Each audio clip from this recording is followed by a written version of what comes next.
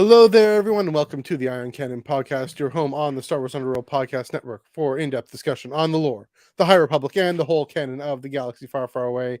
My name is Matthew Neugebauer, and I am joined across the continent by your friend and mine, Mr. Joel Davis. Joel, how are you doing this week?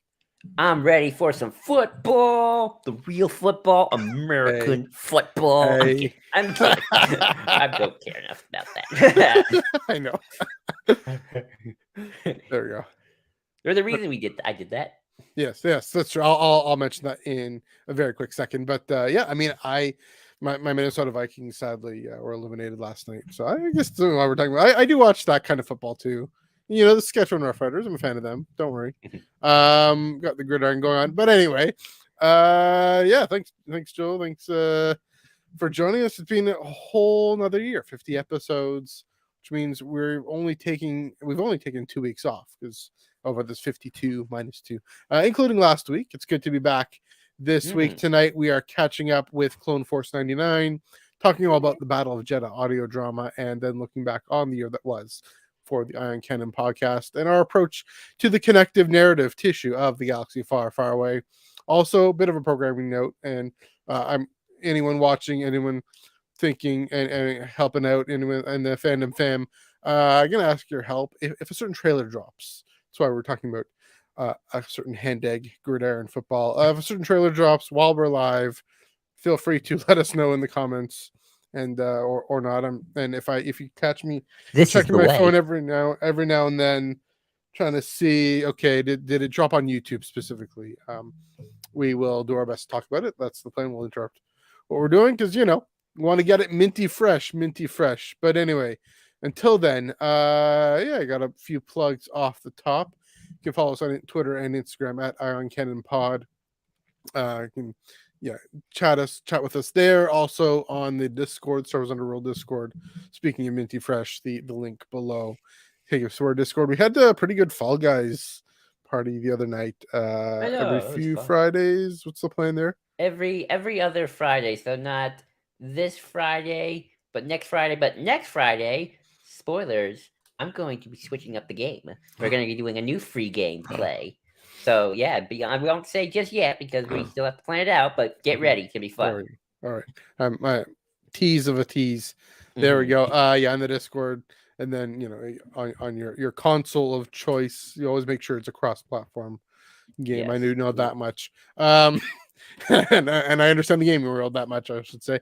And then a few other things to note. We got check out my Tractor Beam comics reviews this past week. We had 3. We had a reasonable number, not 0, not 5. We had 3 comic books: High Republic Adventures number 2, High Republic number 4, which we will cycle back to later in the show for while we talk about Battle of Jedha, and of course the Padmerific Darth Vader number 30. So that's over on Spotify and Apple Podcasts right now. Hashtag Vader's Angels. Vader's Angels, love it. And speaking of Spotify and Apple Podcasts, after every show, after we're done going live here on YouTube and on Facebook, Underworld Facebook, Ion Canon Twitch, Ion Canon Twitter, Star Wars Underworld Twitter, all those things. I just chose them all. Just click. There we go. After we're done that, though, I go ahead and upload it to Spotify and Apple Podcasts in audio version. If that is more your speed, as I say over on the Tractor Beam, that's more your speed. By speed meaning if you're driving at 60 kilometers per hour on the street here, or 100 kilometers per hour on the highway, or however fast you drive here in Canada. And you shouldn't be watching a YouTube video while you're driving. I do not condone that. Please do check us out in the audio versions. We do that. So everything, all that available. Okay. A few more things to mention. This is the Star Wars Underworld YouTube channel. We have YouTube memberships. We have super chats. So if you really want to get our attention, give us money. And by that, I mean, give us super chat, and we will be guaranteed to mention it and address your comments as soon as possible. We try to get to every comment, but we'll really make a point of mentioning it on YouTube super chats. So yeah, please let us know and give us all the love and the support that you're willing to give us in the Star Wars Underworld Network. Anyways, as mentioned, Clone Force 99. It's been a bit. 3 episodes of the Bad Batch dropped while we were away. Well, yeah, 2 and then 1 this past week. Yeah. So Joe, Spoilers, by the way. Spoilers. Yes. Just wanna make So sure. that's another thing No. we do with those who are maybe new to our show here. We spoil things. So, Joel, take it away. Bad Batch episodes 1, 2, and 3. The Batch is back. I tried to do a New Zealand accent. I couldn't. I'm sorry. No. The Batch is back. Batch is back. There we Omega, Tech, Wrecker, Hunter, and Echo. Yes. But not Crosshair. Crosshair's with the Empire. Boo. Yeah, the Batch is back, and I'm happy. It's nice to have like a kind of a what I call a very relaxing Star Wars show to watch. Like the pressure and the stress is not on it the same way like all the live action shows like Andor and Kenobi were at the time. I feel like I can just Bad Batch, nice. I don't have to stay up all night for it, although I have watched it in the nighttime, but because I'm just up at that time. Just enjoy it. First 2 episodes really good, really solid. Good to see, Sereno again. Getting another these last 3 episodes, man, they just been Count Dooku's just having his moment in the sun in terms of screen can right now. It's beautiful. It's beautiful to have. And just see kind of the background rise of the Empire as the Empire is taking all the stuff from Count Dooku's palace. As I like to joke, Sidious is worried Dooku has the embarrassing pictures from the Christmas party last year, so we got to get them back quick. What kind of sweater is he wearing in that party? We know what kind of sweater he has, but Grievous with like 4 chugs of beer and all arms. It's great. But yeah, that was cool. And I really liked again. I think the 3rd episode probably my favorite with Crosshair and Commander Cody. Old Cody's back, and he is not happy with this Empire thing. Very different than in Legends, where Cody just became a grumpy drill sergeant for the Empire. That's cool. It's cool to see like remnants of the Separatists in general, which is always fun. It's like they didn't just go away after a year. There's dozens of little remnants all over the place. I mean, it was a huge galactic spanning government. That was cool. And just kind of see, and I really like Rampart, and Rampart's whole angle right now gives me Andor vibes, and I just gotta wonder, as I call it, that creative, that thematic synergy going on. It's like I don't know if clearly I don't think it's like Bad Batch and how it will lead to Andor season 2, Rampart and Andor season 2. I don't think that's gonna happen, but like seeing the kind of like the same theme repeat themselves over and over again is very interesting. So yeah, overall 3 really fun episodes. It's just nice to have what I call some very calm, laid back Star Wars. Well, kind of the appetizer before we get to the feasts or the bigger meals. I like to think of them. I guess. I mean, it's pretty deep and pretty dark to me. I don't know, but yeah, I get what you mean in terms of the 20-minute, 25-minute, and animated tends to be a little more fun. Yeah, the episodes 1 and 2. They flow by, and I'm really impressed with that, with the pacing. There's no lull. There's no trudge in the middle of those episodes that you have to kind of fight through. Though I've seen they stand up on rewatch. But you talk about tone and you talk about the connections to Andor in terms of themes with Rampart, which is true. I mean, he shooting Wilco in the back just because he won't falsify that report. I mean, that's very Andor-esque. It's very machinations of Imperial bureaucracy. And I really enjoy that. But also the whole thing, even including with Crosshair, the darker, more contemplative is not the right word, but brooding, angsty tone that Andor also had, of especially Cody, but also Crosshair's lack of satisfaction with the status quo, but still not quite able to get up and do something about it.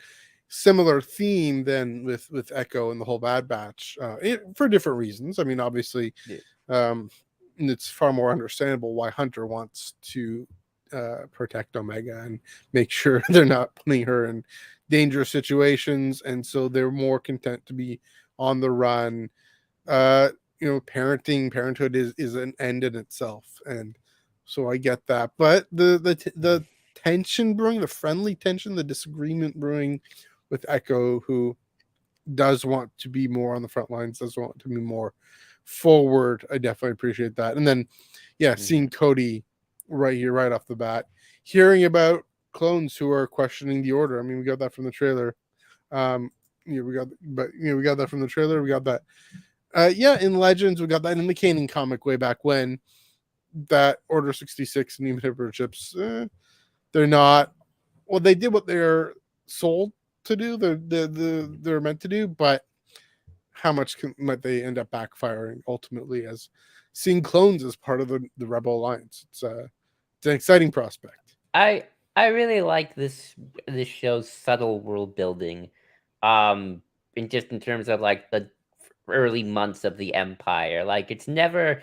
I mean, there's some episodes I'm sure that are it's forefront, but in the background it's like like you got those two clones eating their soup, and there's like, hey, I hope that military defense budget is gonna pass, and like what it means Talking for us. politics. I know. And I also really found it interesting. I always notice so many little things about this show. Is that the clones were brought in to do like the actual fighting, fighting the battle droids in episode 3, and then when the stormtroopers came, they're doing the police work essentially. It's like they're the ones that are like, get the beaten stick ready for them civilians, just because I want to beat up them civilians. So sort of like the Empire it's almost kind of sad. It's like regular people are more willing to like get the stick ready to start policing, while like the clones who are bred for war can't do the policing act. The Empire doesn't want an army. They want just a super militarized police force. Essentially, I mean that's what they're there for. I mean, authoritarian governments don't really make a difference between the two. I mean, pretty much their greatest enemy is their own citizenry. So yeah. Shit, I had a point and I completely forgot. Oh yeah, I remember. One more Andor thing. I think at the end of the day, Hunter needs to ask himself if he's going to risk it all for something real. Where's Lucen? Where do you need him in the background? Just but no, Bad Batch. It's a lot of fun. It's a lot of fun. It's good to have animated Star Wars for 16 episodes. I'm kind of curious what the season plot overall is. Is it going to be just adventures that kind of build up to something? Is there like a grand scheme of it all? I'm curious as well. And we don't know what that finale is because no one's seen it, not even the early review people. Right. So I'm excited. I'm interested, and can't wait to see where this all goes. Definitely off to a great start. One thing you bring up in the notes here is the Separatists. He's not a separatist. He's a Serenian. That guy with the cultural archive, that heritage. These are people. These are real people. I mean, they're not real people. They're fictional characters, but you know what I mean. They're regular and ordinary people living their lives in their societies, and along comes the Sith, basically, both of them, to smash their lives and flatten them as pawns in their game in galactic power. And all these cultures that get bulldozed by that. I also say all the cultures that get bulldozed by that and just being reclaimed, and how again the Rebel Alliance, one of the things they do at their best is seek to reclaim those cultural heritage. Hopefully we see some of that. Last thing I want to say there is 24 years ago, Phantom Menace, they're on the ship, and Obi-Wan says, "Looks are destroyers." And 24 years later, we got this. We still got the droidicas coming in. The legacy of that film is really it's alive and well. Phantom Menace is alive and well. So anyway, you had one more. I'm gonna just say one more thing. But also we get the governor, and the governor's got like a very different view of Dooku, and I think it's easy to, for us to kind of always see Dooku as he's just the Sith Lord 2 before, Fastidious, but to in-universe people and to like that governor, I know it's hard to think about it, but Dooku is the equivalent to Mon Mothma at the moment, like the idealist fighting for freedom. But if Mon Mothma was secretly Sith Lord, I bet you there's like propaganda about that against Mon Mothma. She a Sith Lord buyer, but like obviously the Dark Dooku is a Sith Lord, so we know where his true things lie. But like for that governor and Mina Monteri, Dooku was just another Mon Mothma fighting the good fight against corruption. And General Grievous is their Admiral Akbar. Yeah, that's a fascinating take. I hadn't heard that before, but yeah, I can see where that could go. And even Mon Mothma, just the thought their propaganda about her being an agent of chaos, like Dooku, that is propped up or propagandized as an agent of chaos. Um, yeah, I mean, if you don't know, he's a Sith Lord. He's fighting for your rights and for your culture and your heritage. I mean, we think of that poster from Pablo Hidalgo's propaganda book, brilliant book, Yeah. and I think it's reference to an actual U.S. Congress ad, but it's the Galactic Senate, and there are Right. there are 3,000 senators, and none of them care about you. It's a separatist propaganda. It is brilliant, and to see more of that color, that flavor. Uh, especially as the clones. I remember D. Bradley Baker, I believe, once talking about playing Rex in Rebels, how Rex being part of the Rebel Alliance, he's effectively in his mind having to join the Separatists, Yeah. and having to navigate that shift in his own psyche. They're bred for war. They're bred to be loyal soldiers of the Republic, as we see with Crosshair, and so I um, mean, yeah, it's something I kind of hope we see in Andor, and we saw a little bit with Anton Krieger. Remember, Anton Krieger, Saw Gerrera was like, that guy's a separatist. And I'm yeah, sure there's a reason why he didn't want to help, among other reasons why Saw didn't want to true, help. yeah, But it's like, yeah, I can see I don't blame him personal. They killed his sister, but I kind of want yeah. to see like, yeah, some of these early rebel leaders, apart from like Republic loyalists, are probably former separatists who have managed to hold out, but and still think Dooku is like this great martyr instead of, Yeah, we know he was just another Sidious pawn. very fascinating. Lots of great things to get into. Again, off to such a great start this show. Yeah. I'm really happy, but it might turn out to be, I don't know, my dark horse favorite show of 2023. Probably not. Probably still making on Ahsoka for that, but you never know. I'm open to that possibility. Before we go on to one of our main conversations here, sorry, we got a bit of news. Here. Just dropped last week, I believe, on StarWars.com. And then the Star Wars show on YouTube. We're getting another Vader comic, Vader Black, White, and Red, and this is the quote from the website, the franchise website. In Star Wars Darth Vader Black, White, and Red, issue number 1, Vader returns to his vile ways with a trio of tales penned by Jason Aaron, Peach Momoko, and Torrin Grinbeck, with art Oh. by Momoko in her debut as an interior artist for a Star Wars comic, also with Leonard Kirk and more. Jason Aaron coming back. He, of course, wrote the story for the 2015 ongoing comic, going back to the beginning. Peach Momoko, interestingly, does basically she is the she they she the You say yeah, they. she I would in go her with debut. they. In her debut, yeah. The primary advocate, I want to say, for Japanese style in Marvel, Ooh. in a very American, very American medium comic. But I mean, she's taken Marvel characters and made them into kind of Japanese style stories. She's done a lot of covers for Star Wars, but this is the first time, as it says, doing interior art. Leonard Kirk, of course, doing that. We got a cover of number 1 here. I'm going to show this. This is by Alex Maleev, really leaning into, I believe, so red, black, white, and red, as the article mentions, is a continuation of Black, White, and Blood, which Wolverine and some others, I forget who, but it's Marvel tying in Darth Vader to these anti-heroes of the Marvel universe. Of course, Vader isn't really an anti-hero; he's full on villain. But here we got the Anakin face. I know what to say. I That's think the weird thing, and Tatooine and everything. And this Alex Maleev cover. I'm quite loving this. Just simple colors, Vader standing out. Yeah, it's. I'm a fan. I don't know, Joel. What do you think?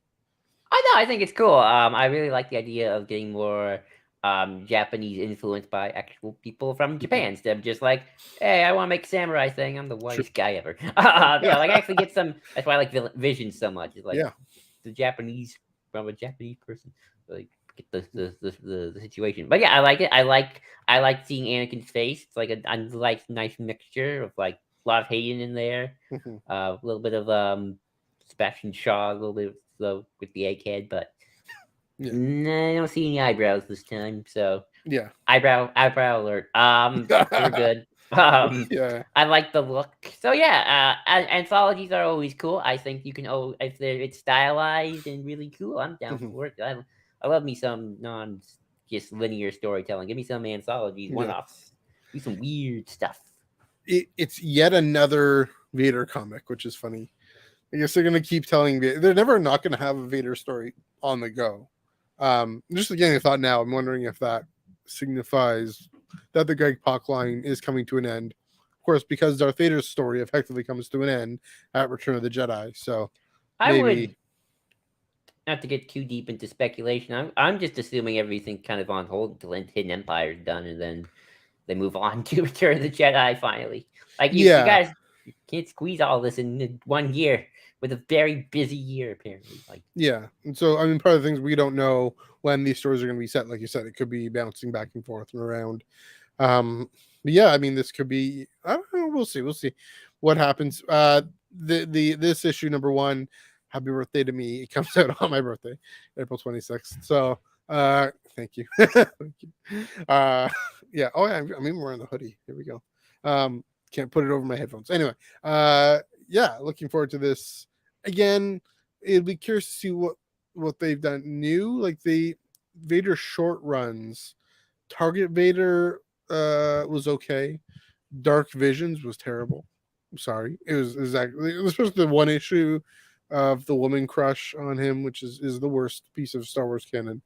Um, but yeah, there's some things were interesting. Dark Vision, some of them are interesting, but this looks more like a more literal story. So, um, or a set of stories exploring things. That's another possibility. Is just different corners of this character that they can keep mining, keep plumbing, because I say he's still the main character of the Skywalker saga, but people might disagree. I don't know. Who knows? Well, I mean, what do you think of yet another Vader comic, Joel? they always tend to be mostly my favorite stuff, Okay. honestly, except for that one Vader comic. So you know what, to go for it. And to be fair, that Vader down with a crossover with the main line, so I don't Yeah, really count that. This is more of its own separate thing. that's true. So like Vader stuff has always kind of been my favorite stuff. I mean, back when the comic started, that was my favorite stuff. I love Mhm. Charles Soule's original run. Look what Pack what's doing right now. So yeah, I'm down for it. Brilliant. Good's good. I don't care. All right. Well, I mean, I'll obviously read it. I'll obviously cover it on Tractor Beam. So give it a look, give it a read, give it a listen. But Yeah, don't feel obligated to read it if you don't want any this more is Vader true. comics. This is true. I want to, so I will. But Yeah. And I uh, will, and I want to, so I will as well. there we go. Sounds Mm. good. Okay, let's get that out of here. Main topic, at least main For topic number 1. Jedha. So yeah, I mean, yeah, this one just came out. This is George Mann, the audio drama in phase 2 of the High Republic, the Battle of Jeddah, and I was able to listen to it fairly quickly because I'm way more efficient with audiobooks, even though I prefer the paper. But this is an audio drama. This was the original medium, was an audio play, and yeah, and it dropped, and it really brought a bunch of things together. Joel, I'll start with you. What were your initial thoughts, connections, impressions, Pretty feelings? good. Pretty good. I liked it. I think this is what you might call another one of those historical stories. Because I didn't feel like I super connected with the characters too much, although I always forget people's names. I remember I really like the female lead Jedi. Obviously the mother, The Marta. Ida Forte, Obviously, yeah. or The one that helps the mother out later in the yeah, book. it was it. No, it was Slendra. Flinja. Yeah. Yeah, I liked her. Um yeah, it was cool, like kind of seeing the ambassadors kind of one of them goes rogue. It just becomes like, screw the air. We're gonna go to war because I say so. Um Mother and Marta, obviously they stood out and I love it. It's pretty good. Like I love the tension, just seeing the Battle of Jeddah. I really like seeing when everything kind of just eventually all fell to pieces and just war came to the planet as I always forget it. Ebra. Which one's like the powerful planet? Like Error, Ebra. no. Arano's the powerful one. Yeah, the more This is my powerful one. That's just my problem with names. I don't remember Yeah, fair enough. names, so that's just me. Yeah. That Aramo kind of came in just like, oh, things are getting spicy. Mhm. Um, Seeing the leveler was cool, and obviously like the mother being just ruthless to her, the person who helped her just by killing him at what she's trying to escape. Yeah. That was pretty epic. I love seeing Marta with the kid. That poor kid who just got her face scarred. I'm like, oh, Yeah. I feel sorry for the little Mm. like that was interesting. Um, but yeah, overall, I mean, I enjoyed myself. I struggle a little bit to remember. I remember the basic plots and the historical stuff around it. Mm. That's how I kind of been viewing High Republic. Like, I'm in this for the history. I'm in it for like, Yeah. how does this all inform Star Wars mythological made up history? And like as we eventually get to the one day of Phantom Menace. Yeah. In a sense. So yeah, that was interesting and cool, and I mean, I do think also because I want to mistake this now because I might forget. Yeah, don't read this without reading Path of Deceit and Convergence. Yeah. Those are must reads at this point. You can't skip them. You can't skip. You have to read them. You can skip Hidden City. There was something from Hidden City I remember Yeah. being super vital. So, and I didn't need the comics to understand Battle of Jedha Mhm. as well. So, I felt it was also just those two books are Mhm. must reads to get the kind of the fullest picture of this audio play. But yeah, I felt like we entered another phase of the way phase and on Mhm. to wave two, I guess, as they say. So yeah, overall liked it. I had fun. Yeah, I enjoyed it too quite a bit. I had just finished reading Convergence on the heels of it, so it honestly felt like I was binge watching a show because uh, everything including Path of Deceit, but really everything about Aram and Arno really coming to a head. And Hmm. this is sort of the series finale of the series that is Convergence. It was really well put together, really well brought together, even though they're different authors writing all these different stories. Yeah, that especially you have everyone with Arm and Arno, but even the newer characters, right, with Creighton and Ada and um, Salandra is new-ish because I've only read half of Quest for the Hidden City, so Salandra's kind of new, and I guess Salendra isn't really in that all that. Maybe she is. I don't know. I'll have to read it again. I'm gonna read it again because I don't Poor quite Gela. remember. She Yeah, gets like a cameo. It's Gela like gets a cameo, which is too bad. Gela is awesome, but hopefully we see what she's been up to during this Battle of Jedha. But it's also, I think it worked that they let Creighton and Ada and Salandra come to the fore in this. I will say, but again, everything from Convergence really flowing in the story that I was already what's the word? Already hooked on, already committed to, invested in. They mhm. they really George Mann was able to really pull that out very well. So great job there. In terms of like you said, it not being a standalone story, I think they've given up on the whole you don't have to read everything thing to some extent, right? Like you said, you don't really have to read the comics. Although the issue number 4 of the High Republic comic that I mentioned at the top, that really does tie in. That does have a very important point of contextualizing the moment where the herald stands up and incites everyone to a riot. We see the scene just before that in the convocation chamber, and so check out my tractor beam. I'll probably repeat what I said there, but um, I go into that more in the tractor beam. So little shout out to myself there. But anyway, um, so you should at least know what happens in Path of Mhm. Deceit and Convergence. I mean, here's the thing: is maybe this is another question, an unanswerable question. I don't know. Is it enough to just read the Wikipedia article for the plot summary or whatever? I obviously would think, oh no, you gotta if you really want to know what the characters are going through, because I will say Path of Deceit and Convergence have some pretty profound character development that this audio play, this story, you're right, it isn't so much of a character story. It is more of a history story, if you Uh, will.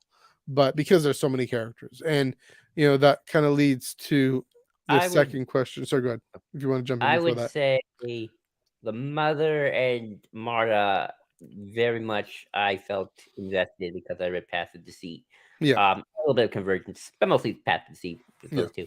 Um, Everyone else, no. I mean, Convergence definitely helped get the historical aspect of the context of like, oh yeah, this is what's going on with this war. Like, oh, this is why everyone's kind of Yeah. on edge. Like, okay, yeah, that makes total sense to me. And Mhm. the heirs, like, okay, I know who these are. Um, Character wise, I mean, Convergence was a bit more character driven, but not as much as Passive Deceit, Mhm. at least for me, except for Axel Greylark, but he's not in this story. That's true. Um, Yeah. sadly. So with the other characters, I was like, I mean, I don't think I needed that much context for them. I Interesting. kind of just okay, they're just kind of living in the moment. But the mother and Marta are kind of the two who are very much like, oh yeah, these are kind of the two you gotta really. I've been following since day one of this wave. Hmm. So um, Yeah. it's funny. Okay. Um, sorry. I'm rereading Rising Storm finally for the first time. Hmm. I'm in like 12, 13, 15 chapters in. I like it more than Light of the Jedi. I think it's a much more tighter narrative, Interesting. and I think it really blows Yeah. moves forward. Strangely though, I feel like I didn't need to read Test of Courage. I haven't read Out of the Shadows, so I wouldn't know. But I feel like that stuff with the Drengir is not really factoring in, like in the same way Path Hmm. of Deceit and Convergence are leading into Battle of Jedha. So kind of interesting. Like with Phase One so far, I feel like with the first two novels you can kind of read, and then the other stuff you can skip. And even with Out of the Shadows, I remember feeling like I didn't feel like I missed that much. With Hmm. just the fair was attacked. Oh dear. And then we just continue Vern's story. With what he's up to with the Nile. So that's just interesting how these things are being ordered in the moment. Yeah. That's just my experience. Yeah. Just a good point in terms of the mother and Marta, especially in Path of Deceit, having the most meat on the bone in terms of um sorry, not so much of character change, although with Marta definitely growing Yeah. into her leadership role. The mother, at the very least, seeing more layers to her, and we'll get to her in a little bit, Mhm. obviously, because anytime we're going to talk about the Path of the Open Hand, whenever we talk about High Republic Phase Two, because they're the most compelling thing about Phase Two, and Right. I think we both agree on that. Um, the first, also, the audio drama format. So, Creighton and Creighton. they're two characters coming from two different things. So Creighton, of course, is a main character in this. Creighton from the Enlightenment short stories, also by George Mann, an insider. Creighton being the owner and proprietor of Enlightenment. He talks in the third person. Creighton being the master, Jedi master who has to babysit Ambassador Sirox, and he speaks in very dated, well met language, very much telling us this is an earlier time. Um, Joel, did you think it was clear to tell who was who's talking, what's happening? Um, yes and no at the same time. I'm terrible with names in general, so that's not my strong suit. And these Mhm. aren't like the Doctor Who audio dramas from Big Finish, where it's like, okay, that's Paul McGann, so that's the Eighth Doctor. Terry Malloy, that's Davros. So I know who these guys are just by their voices alone. Mhm. They're so iconic. Um, or it's like when you're listening to like one of the ones with Luke and like okay like like okay he's doing a Vader impression, so that's Vader, that's the Emperor, True. that's Kylo, that's Ray, it's like kind of about so Mhm. um I was able to tell who was who in terms of like the voices were different enough, like okay that's the Lady Jedi who's kind of helping the mother, that's the Yeah. mother. Marta, that's Marta, she kind of got that Mhm. sweetness to her, but also like oh she probably can kill me. um Right. um, there were just some random funny voices as well, which I didn't necessarily pick up on. Like, oh, that's like bad guy, another bad guy, the Mhm. ambassador. I thought the ambassador could have used a bit more. Like there Yeah. were some where it's like Sirox or the Arani ambassador, the Arano ambassador, the who female are one. his name I'm forgetting. I just felt like, oh, you're just kind of Yeah. doing an American voice. You're not really uh, playing with it here. Mhm. Um, I mean, there was less like lost, but it's like my own badness was remembering people's original characters' names and sort Yeah. of like, it's like, oh, like who's this again? But it's like some characters I remembered quite Mhm. well, and others I Yeah. didn't. And I think what they did a really great job with, what George Mann did a really great job with, is pairing people up Oh yeah. with the characters. So you have Creighton and Xerox. You have Solandra and the mother. Yeah, it's Solandra and Creighton at some point, Creighton and Ada, but it's very clear what's going on, and does a good job of very like immediately in the first half minute, first 10 seconds of each scene, who's Mhm. talking to who and have them named, even if that necessarily isn't the most natural thing to happen in a conversation. This is a different kind of medium, right? This isn't even a play or a film where you can at least see what's happening, see who it is. Yeah, we're all new to these characters and new to these voices, especially even if we're not even new to the characters, we're new to the voices. We never heard the mother, we never heard Marta before. So yeah, I thought that was really effective. And then another thing I thought that was interesting was they had moments where, Creighton and Solandra would go for a stroll, like walk with Mhm. me, and yeah, it really, it could have been all just static. They're just standing there talking, and that would have been fine for the plot. But if you're picturing them in your head walking, they're going for a walk, they have the sound effects of the footsteps, Yeah. things like that. It just helps with the pacing and the dynamism and the movement. City life sounds. Yeah, exactly. They're going through Jedha, walking through, and um, so as a medium, I thought it was pretty successful. I'm trying to think of how it ranks with the other ones. I I'd haven't definitely listened to the other ones, unfortunately. I okay, really yeah, want to give Dooku Jedi Lost the chance next, you really do. because it's like, okay, here's familiar characters that I know. I know who Mhm. Dooku and Ventress are, so it's like I can you know pick out. Okay, this is Yeah, either full on someone doing a Christopher Lee or a young Christopher Lee with Kid Dooku, and obviously Yoda's gonna sound like Yoda. yeah. Um, so I'll be very curious how stuff with more screen established characters work compared to like these are just book characters Yeah, first. that's true. It was definitely an advantage. Duke of Jedi Lost is definitely has an advantage on Battle of Jeddah on in that score. So yeah. Speaking of things, I'm trying to get my flow here. Yeah, so I talked back about continuing from Convergence and having just read the end, the hopefully supposed end of this war, this forever war that Convergence ends not quite on a cliffhanger. It ends on the wedding, but not the treaty yet. They save that for the Battle of Jeddah, and of course, kaboom, and then kaboom. It keeps escalating, keeps getting interrupted.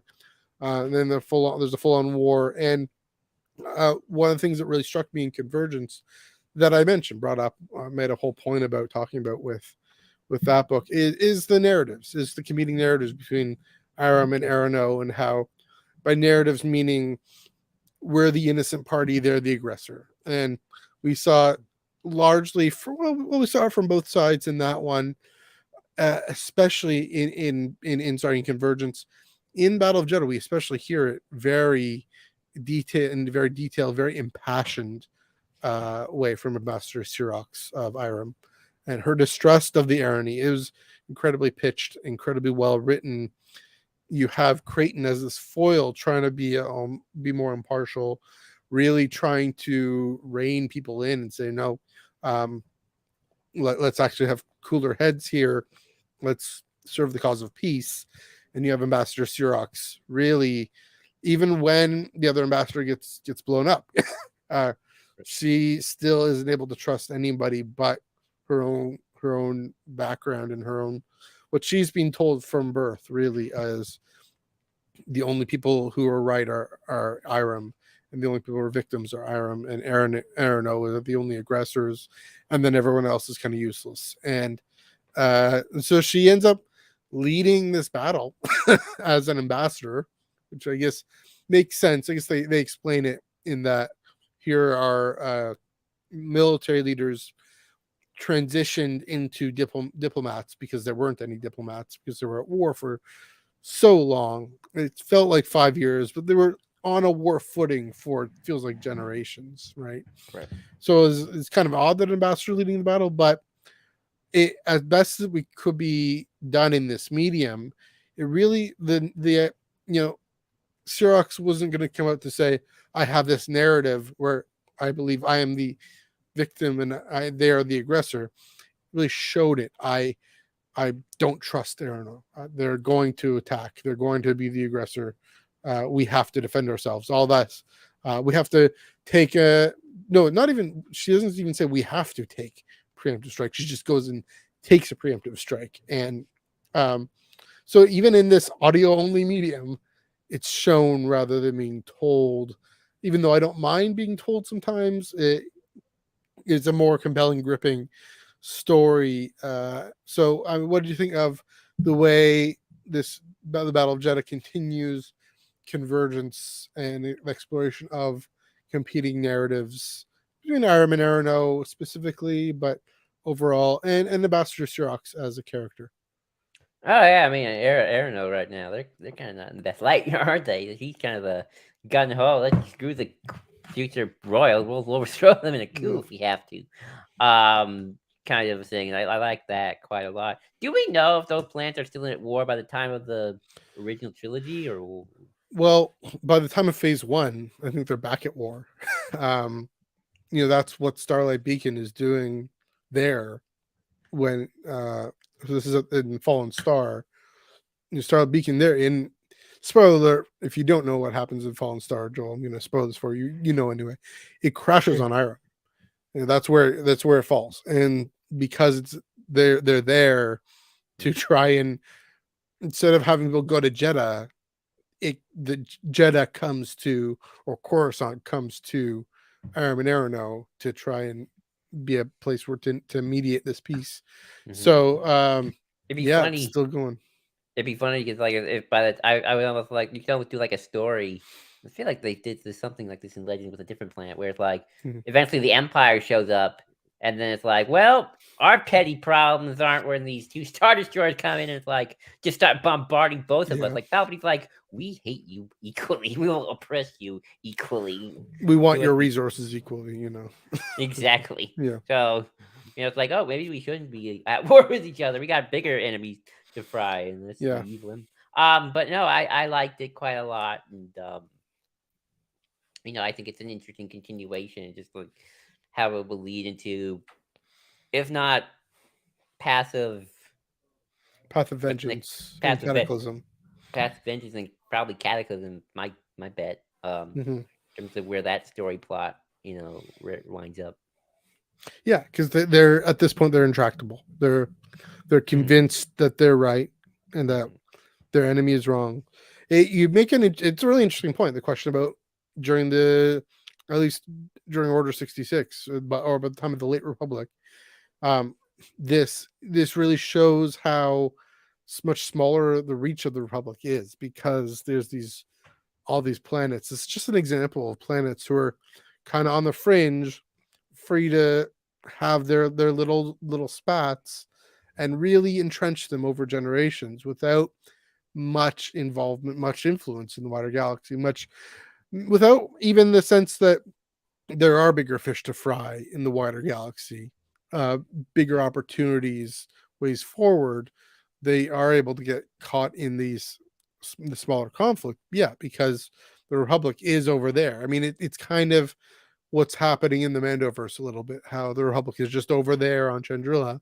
In this case, the Republic is just over there on Coruscant, and there is contact, but it's spotty. Like we said, with communication, it's still kind of spotty in this time period. Yeah, that's a great question. A great point. Yeah. So good. Oh no, I was just gonna move to a point I wanted to talk about. 'Cause I don't think it was in the notes, but something I've been interested in is all the religions on Jeddah, man, and interesting that dark side religions are allowed too. And it's like, Yeah. Like, I wonder what the differences are. We'd be like, well, okay, you're technically a dark side religion, so what makes you different from Sith? Like, like Mhm. obviously, why weren't you allowed the cool boy table with the Jedi, like the Yeah. Sith, like, um, I mean, I'm sure and the I Jedi met, aren't happy about it. I'm sure, but like, and I also, Mhm. I might be skipping around to the comic, but we can talk about this in depth later. Yeah. Like that religious council where everyone's allowed, more The or less. I kind of convocation. would Yeah. you think it'd be funny if the Sith had a seat on that council. And it's like, oh, we're totally gonna abuse this when we want to for diplomatic reasons. Like, Interesting you say that. We'll get to that when it comes to the path. Trying to get a seat on the council. Good luck. Good luck. But they weren't granted speaking of, rank of master. Yeah. yeah, there we go. Just want to get to competing narratives. There's a point in the climax of the story. Those competing narratives are shooting at each other, and um, this is the climax. The Jedi come in, they pull a Kylo Ren at the beginning of Force Awakens, where they stop the blaster bolt. Interesting notes with Kylo Ren. Just a thought on the side. More stuff with the Sentekas and the graphs and pulling their hijinks and all that. Anyway, they all collectively pull a Kylo Ren, stop all the blaster bolts, and in comes Creighton's son. And here's my hot take with this: is he gives a speech calling for peace, calling for getting cooler heads, calling for the people of Aramadano and the people of Jeddah to be more, to be better, uh, be more than what they've let themselves be and become. And you know, this of course comes out a few months after and you have Luthen's speech, you have Kino's speech, you have Marva's speech. Very different contexts, right? The Creighton is calling for peace, while in Andor they're calling for no more peace. Peace is done. Um, you got to take it to the Empire, but the quality of the speech, the quality of the writing by George Mann in this is up there. That's my hot take. Is it's as inspiring, it's as emboldening for something that I think we can all connect to more deeply. Something I forgot to mention off the top here, or something we can connect to more literally, because I don't know how many of us are in a circumstance where we're well. I'll be careful. I won't go there. What I was going to say, but uh, in a circumstance where the we're in a prison or we're in a town being overrun by imperial forces, or we're rebels trying to decide whether or not to compromise, but we all see conflicts every day, and um, the powers of greed and self-interest pitching people to fight against each other, just raising these narratives that they know aren't true. And so to my mind, the speech really stands next to Luthen's, Kino's, and Marva's. I don't know if everyone else feels that way, but that's my take on that. What do you think specifically about Creighton and that moment and that speech? If it stood Crazy out don't to you. remember the speech part, but I do remember the moment where they're holding back the blasters, and I thought that was sort of cool. It's like, oh dang, this is like probably what people think about when they think about Jedi Legends, is like two Mhm. armies going up against each other. But then here come the Jedi, and they're like, stop. Yeah, And then it's like that's like that to me. It's like mythic right there. That's like what people. I mean, Anakin's thinking of Jedi as a kid. That's probably what he's thinking about. true. And also it's cool with Kylo Ren force power that was Yeah. in New Hope. It's like cool to see that power kind of come back in other Mhm. things as well. Just gonna stop the blaster, just hold it. Although they Yeah. have to let go, and the blaster's gonna just start swinging around, so everyone Yeah. duck. Yeah. Um, Mhm. but yeah, I thought that was just generally a cool moment overall. Just kind of Mhm. that's what the Jedi can do, kind of what they're most mythic. Yeah, it's not just the speech, it's the symbol of them. I mean, the thing we'll talk about the path in a second. The Jedi using the Force very actively for good and for peace building, to give a chance to actually hear reason and hear uh, the possibility for something greater and something new. It's almost kind of symbolically similar to to Moses and the Red Sea and just holding things back, to letting people walk through. It's yeah, I mean, it would be interesting just to see. I'd love to see artwork of that. Hopefully, maybe in the making of or in some artwork, because it's such a poignant visual symbol that we hear. We only get to hear it. Um, but yeah, all that moment, yeah, really holds up as the climax of the story, and it's what you want. It's the climax to be such a poignant, important moment, and again, an example of a very activist Jedi. And Mhm. you think about Phase One and the debate that keeps raging in Phase One of, are the Jedi going to step out and confront the Nihil threat head on and uh, be present with people throughout the galaxy where they're needed, or are they going to fall back in fear and retreat to the temple, maybe for peaceable reasons, for reasons that they say are being saying we can't fight a war for you, but retreating in safety to the point where, I mean, this is where we get to they get to the late Republic, and I mean, they do fight the war, but they fight the war, they hide behind the clone army, they hide behind the Republic. They're doing it because the Republic tells them to, and not because they discern that that's actually what's best for the galaxy. And so, yeah, if Phase One was kind of a before picture, this is really a before picture of like you said, these are the myths, these are the legends, these are what the Jedi could be out in the galaxy. It brings up the whole question of Rwanda. Just thinking about this now, was it Burundi and the It's a conflict bunch there? of one genocide. It's all of them. Yeah, but the question of UN peacekeepers and how They're you useless. well, yeah, because they sat on the sidelines Mhm. and not actually engaging, being peacemakers. But also, you need the World Health Organization. You need uh, the global financial system to actually be gratuitous and gracious. In terms of being willing to give, as opposed to just being a matter of debt and what people owe and how you can Right. make people can cash in. You need all these institutions, not just institutions, but NGOs and organizations to be active and present in developing these societies, and yet we allow conflict to fester because that's just the way the world is, and kind of hide behind uh, the safety of. And I'm not advocating people being put in danger necessarily, but hiding behind the excuse of this is just the way it is, the way it has been. That's the Jedi of the late Republic I mean, I'm versus the sure the Jedi. Jedi grapple with what is Mhm. peacekeeping and then what becomes just imperialism. The Yes, that is an British important went to question. Canada to develop and peacekeep those people, and Sure, that's a now great you're here. point. Now we're all here. Well, now North America too. So, Yeah, no, that is a great bro, point too. And but I mean, I'd say someone like Qui-Gon, for example, is constantly sorting this out. But he's just one.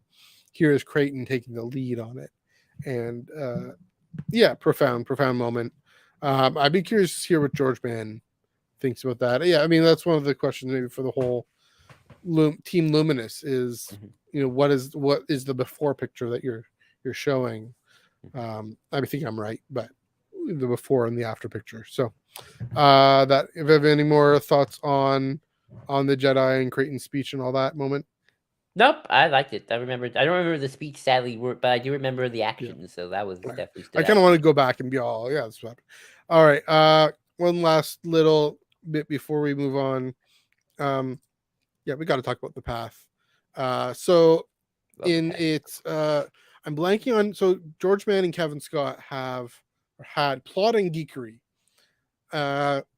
I don't think I don't know what it does anymore, if they're doing anything anymore, but I remember at the beginning of the pandemic they had a YouTube chat, and I think Kevin, I wasn't asking any kind of spoilery questions about High Republic, but Kevin was probably in danger of that. I don't know, of being asked too many questions. But anyway, they had a really neat chat going on, and I kind of chime in. George Mann and Kevin Scott are good friends, and they collaborate really well. And so when Kevin is of course writing the High Republic comic on Jedha, it's leading to this moment with the convocation and the the herald going to the convocation and saying, uh, "We want a seat at the table. We want you to all stop what you're doing with the whole force thing and try us out because we're right and you're wrong, darn it." And that's it. There's no proof. There's no reason. There's no dialogue. No debate. It's we're right and you're wrong, um, and we're not going to actually listen to any sort of conversation about this. And yeah, it really contextualizes the moment that we get both in the comic and in Battle of Jedha. Of Herald then goes out, says, "Okay, that's it. They rejected us. We're going to incite this riot." And um, yeah, it's so frustrating, but it's so well done, so well written. Talk about competing narratives. You get inside their head with the path here, especially in Battle of Jedha. You get inside the Herald's head, you get inside the mother's head a little bit in her dialogue with Solandra, and then yeah, Marta really steps up and she knows what to do in these situations, and so really impressed with her. Scared what she becomes. We know who her great grandson is and what he becomes. So yeah, but yeah, talk about the path in this. Yeah, go ahead. Yeah, it's like I remember when the kid gave the Jedi a flower, and then like poor thing cried her little eyes out when she Yeah. found out with the Jedi. Like, oh, Marta with the kitties just going Mhm. around, and then you got the mother with the leveler. It's like, what's she doing, man? Yeah. It's creepy. Like, what's that leveler got to do with all this? And Yeah. obviously later down the line, Well, I want. Oh, so I just want to say it's aptly named. In their minds, it's leveling the playing field and leveling the balance of the force. It's taking out those who would abuse the force, and so creating the level. That's why it's called the leveler. But right. it's not leveling the playing field. I hate to break it to you guys. That's the thing. I'm curious. One last thing I'll say is I'm curious to hear and see who after this is really pro path. After phase 2 is really pro path, or even after wave 1, really sympathetic and think they're actually the good guys. And I don't want to debate with them, but I don't think that's the direction we're being led on. But there's some things that are sympathetic. Anyway, sorry. Go ahead, especially about the mother and Marta in this. I know you want to dive into them. Oh yeah, I mean, the mother is all about making this chaos. I'm just kind of curious where she comes from and what her end game is at this point. Like, what is end game for her at this point? Marta, she's a true believer, so she probably thinks, oh, I'm doing what right regardless. I don't know, like to be fair, she doesn't know everything that the mother's doing, so True. it's kind of interesting, like what happens when she kind of finds out. Is she gonna kind of go in like a denial mode, or is she gonna like realize, hey, we shouldn't be doing this? But then Right. when I'm in charge, we're gonna do something else, and we're just gonna be even crazier. So, but Yeah. because I'm right and I'm crazy, like the mother, in a weird way, I feel like is honestly the more level-headed because I think he kind of Yeah. sees this as somewhat of a con. Well, Marta is just like, oh, this is totally right.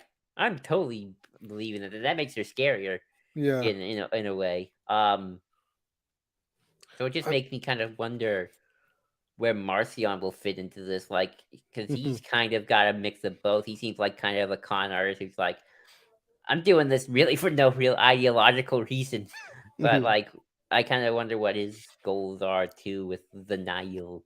And it's like, how do you go yeah. from these weird wackos to just, oh, we're all con artists? I mean, it's interesting. There's almost this third thing with Markian because, yeah, like you said, the mother, she's a con artist. I think she can be persuaded that it isn't worth it anymore. I think there could become a point. And this is my speculation for phase 2. How phase 2 comes to an end. She can be persuaded it's not worth it anymore. She says, "Okay, we're done. We're defeated." And Marta says, "Hell no, I'm holding ground," to the point where possibly even killing the mother, saying you're a Right. traitor to the cause. And it's going to be this interesting parallel, I think, to maybe what happens with Kiev in a way, right? Because Kiev, Keep trying to. She's going to be all the Jedi are stuck and entrenched in. It's not worth the fight. Hell no, I'm going to leave and I'm going to actually seek to be more activist. And Kiva is going to be more of a hero. Marta is going to be so radicalized into being a villain because she feels betrayed by the mother.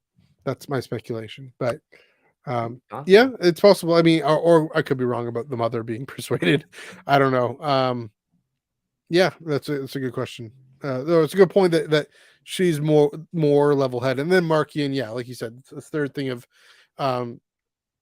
yeah, it's entirely, it's not just a con, but he's full blown narcissism in him, Yeah. and full, like the mother. I don't think it's a narcissist, and Marta, she's a zealot. She's not a narcissist at all. I mean, the way she is with kids, the way she is with the path. Markian, unlike great grandma, he's all about Markian, and The yeah, mother, I feel like you could like, let me put it this way. I feel like you could bribe the mother out of doing whatever she wants yeah, to do eventually. Like, give her a nice mansion in the vacation plan from Andor, and you'll be good yeah, in space Florida. And then she'll be yeah. like, okay, well, I'm gonna give it up. Spaceman. All right. That'd be funny if it actually was. Eh? And then with Mara, Yeah, like she's a zealot, so it's like no, she will live in the mud and keep yeah. doing this until she blows up. Essentially, both either of his metaphorically or not. Yeah. I mean, that could be the thing of the the three the gentle wavy lines on their forehead turn into lightning strikes. I Hmm. mean, that's she could be this radicalization. That could be Marta who does that. Who knows? Um, yeah, leading into that. So yeah, I think that covers everything. We didn't get into necessarily to the plot too much, but I thought it was pretty well paced. Do you have any kind of final thoughts, just overall, on High Republic Battle of Jeddah? No, I liked it. I thought it was a good culmination of the previous two big books. Mhm. Hidden City, not so much. But I actually got to through Hidden City before I read Battle of Jeddah because I Yeah, wanted to experiment and see, like, oh, is it all? How much of this is all kind of necessary? It's like, okay, well, okay, so the middle grade books so far, not needed to read them at all. Um, there was that. It's kind of interesting right now. It's like I feel like phase two, young adult are kind of necessary, and the middle grade books not. Um, mhm, with phase one, mhm, really, I think it just the authors switching up their novels, true. but they're continuing their storylines in just different phases of novels. Where Vern's story starts in a middle grade novel, then goes to young Mhm. adult, then middle grade again. All the adult authors kind of just tell the broad strokes. Still have trouble with the fact that the phase one kind of really end with the comic and Yeah. something big kind of Again, I happens. don't necessarily know if that was going to be intentional, but Seems a little weird. So you should end your trilogy of books in a book. That's just yeah. me. Especially if you're gonna have something big like that happen. Then the Drengir Mhm. plot line starts in the book, then goes to the comics. Yeah. So it's a little weird, kind of how it's all plotted out a little bit. Mhm. Different threads. But yeah, phase two seems a little more streamlined in that regard. So yeah, Battle of Jeddah had fun. Can't wait for Path of Vengeance and really see where the mother and Marta are going. Yeah, that's true. And I'll say, yeah, the overplot. Trying to see what I was going to get at here.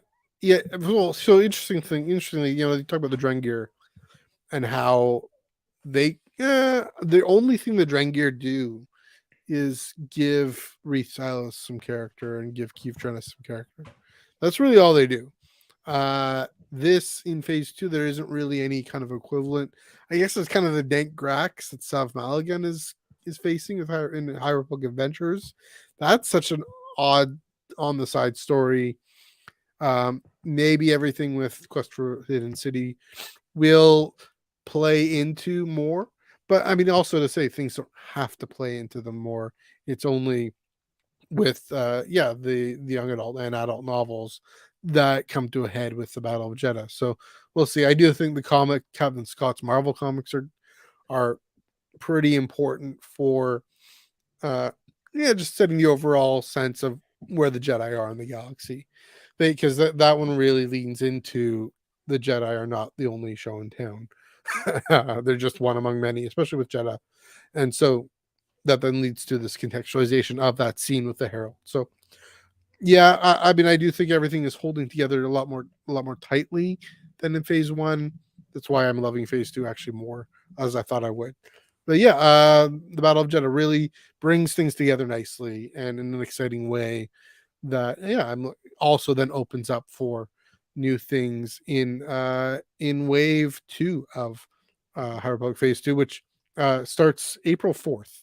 I did the math, I did the spreadsheet, so we still have a few more comics to go. We have like 2 months of comics to go. We don't have any more major novels, but yeah, that's all that's left in wave one. So um yeah, looking forward to the aftermath of all of this. And yeah, there's obviously these loose threads that need to be picked up. So uh they're doing great. This is a great midpoint for phase two. I'll put it that way. So enjoying it, loving it.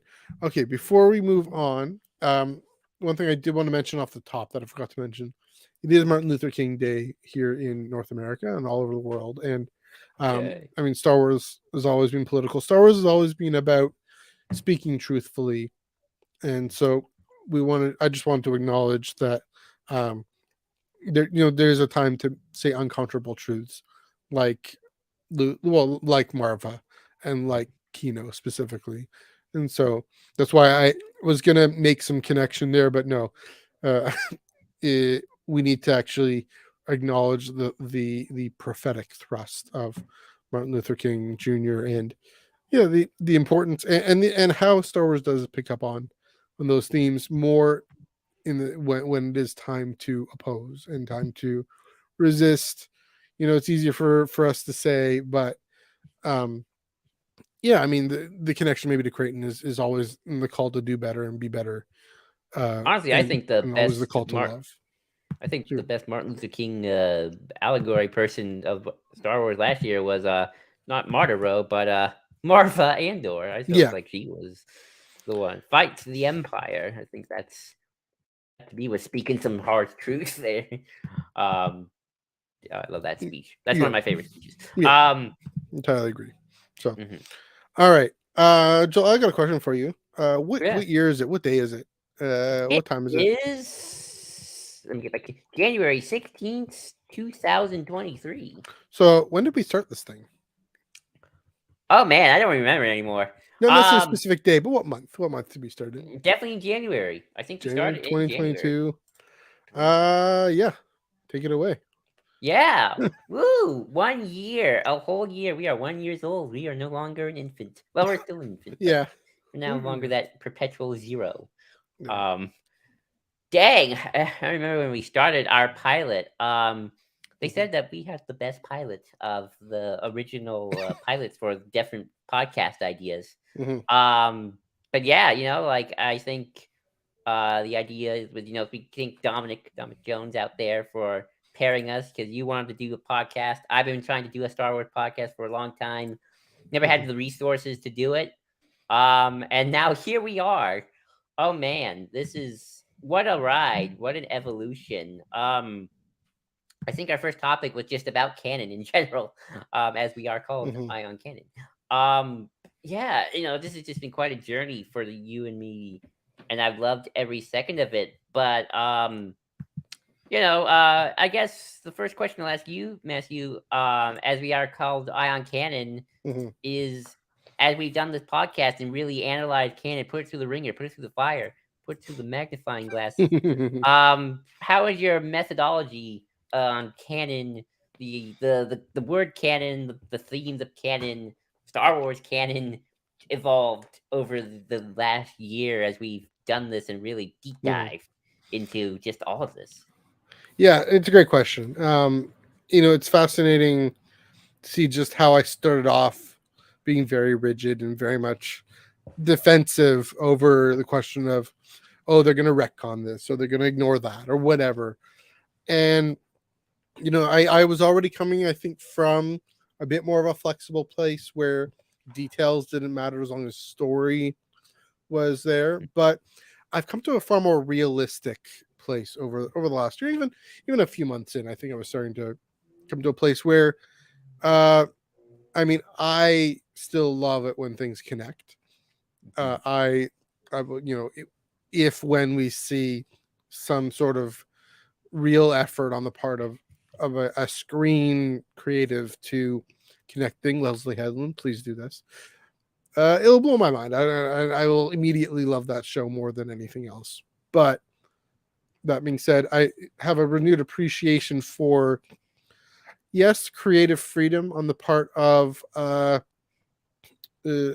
screen creatives. We'll say this: a renewed appreciation for the way that screen and paper haven't really they've Lucasfilm has been wise to just not really broach the question, make it a problem, make it a PR fan service headache that it doesn't need to be a thing by keeping things in their lane and having High Republic over here and having Shadow of the Sith do its thing and Shadow of the Sith and it just in the last year as we've done this podcast, that movie and that novel and Brotherhood and Princess and the Scoundrel have all come out, all of them addressing films that have come out in years previous. Of course, Shadow of the Sith with Rise of Skywalker and Force Awakens, but Princess and the Scoundrel that deals mostly with Return of the Jedi, and of course Padawan deals with the prequel trilogy, and so is in that space a little bit. Not really making it a big of a problem. It has made me love High Republic even more. I will say this because the creative freedom for screen creatives and for those who writing standalone novels, if you will, is to explore your own thing, explore your own path. The creative freedom for High Republic, for the Kira Crimson Dawn saga, I'd say the creative freedom is the freedom to explore connections and explore connectivity and the way things hold together. Make your own era. Yeah, like we were just talking about with the Battle of Jedha and the way it so wonderfully connects with Path of Deceit and Convergence. That's something that Star Wars stories don't necessarily do cross medium, right? This is a different medium. This is an audio play. There are comic books. Paper, of course, is always going to hold together more. Screen is going to hold together more with itself, and appreciating that is also something that it's nice that they're not worrying about that. So, yeah, I mean, I'll say this: it's made me be more realistic about the connections between screen and paper. It's been maybe more appreciative of the connections within screen and paper. And yeah, saying, okay, I mean, and I've kind of answered the question in terms of canon, in terms of connection. It's also said, it's let me be free and say, it will be hella fun if Sabe showed up in Andor, right? Because why not? Just throw that out there without having any kind of need for it to happen, any kind of realistic expectation that it happen, but just fun. One last thing I'll say, and this actually I'll say that for a little down, but further down, but it has also gotten me thinking about the ways that paper stories give me a different emotional response to screen stories, and I'll explain that a little more further down. Ooh, that's always fun because I always have lots of opinions on that too. I've always sort of been very, I think, kind of always realistic on these sorts of things. Even going back to Legends, where it's like you had the 2003 05 for instance, multimedia stuff with the comics, kind of books, kind of detailing the Clone Wars, and like kind of a characterization example, General Grievous, he was like this monster. Like when General Grievous showed up, like, oh shoot, he killed off, council members, and he was a pretty bad dude. He didn't run away. And then everyone says it's like, nope, Grievous always runs away. He's a coward, because that's what George Lucas wants from his General Grievous.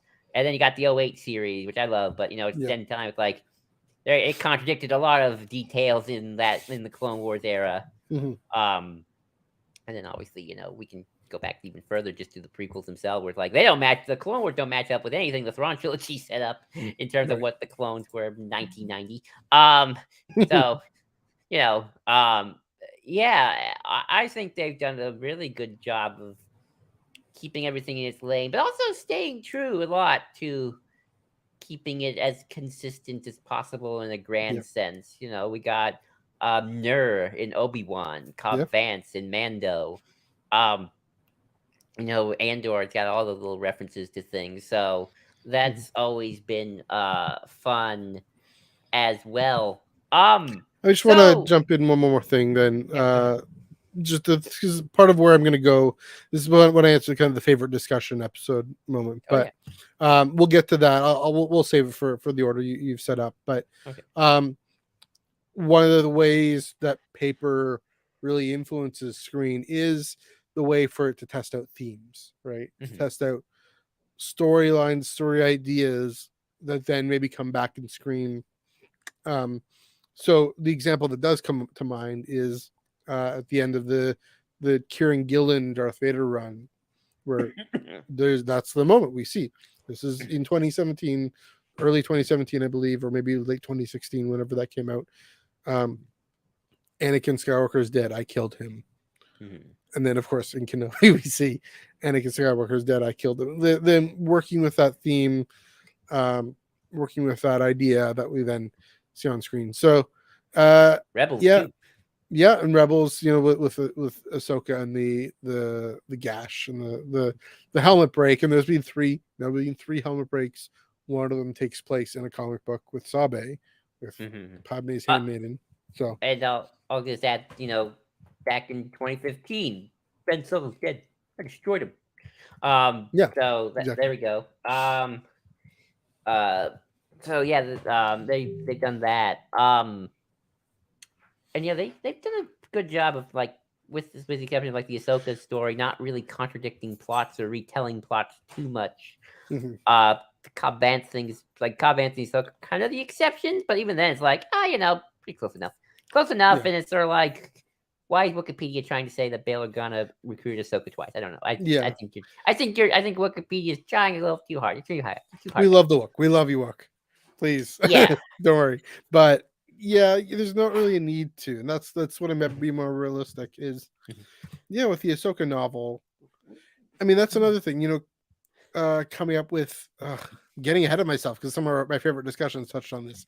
I'm gonna hold off Well, because there's a how about I reason get to why. the how about we get to the next point, and then we can get to your Yeah, yeah, yeah. like, discussion. Yeah, because So, there's two of my um, favorites. Anyway, go ahead, keep going. so this year in particular, and last year for me, and this gets to Mhm. my next point, is the kind of the completionist versus picking and choosing, and I'm trying to now be an advocate of more being on the picking and choosing side. Yeah, Not that I think we're probably going to still read a bunch of it because that's what we do with our job, and well, not our job, but our passion, and yeah, we enjoy it mostly. So, um, but especially mhm. with the TV side, but even books as well.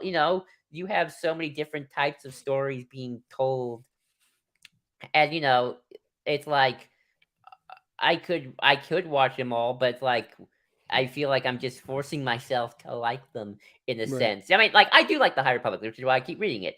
Like if I Mhm. was like against another Vader comic, which I said earlier, why am I buying it? It's like I'm done with Vader. I'm tired of True. Vader comics. I'm not gonna Yeah. buy them. Like if you just don't like the direction overall that the comics or the books or the shows are going, or even the movies, pick and choose the things you generally like. Mhm. Like if you're generally want just more Andor Star Wars, just wait for Andor season 2, and maybe try Acolyte. I think that might be the next one that kind of taps into that kind of thing. But Mm. like I don't know why you would want to watch Mando or Bad Batch at this point. Like I think that a healthy fandom diet, to use Yeah. the food metaphor, should be Yeah. more. Don't gouge yourself on the whole buffet. Just pick and choose the things you like. Mhm. And I'm curious what your thoughts on this, because I think you and me we're both for the most part open to a lot of this. Like I don't think Mhm. we've ever said no, we're just not going to do that one. I mean, maybe the closest I think probably will be that High Republic Disney Junior thing, but that's but I might watch I'll a couple still watch episodes. it. I'll still watch it, but I'm not gonna Yeah. like make a point to like watch every episode religiously or anything to keep up with the lore. Yeah.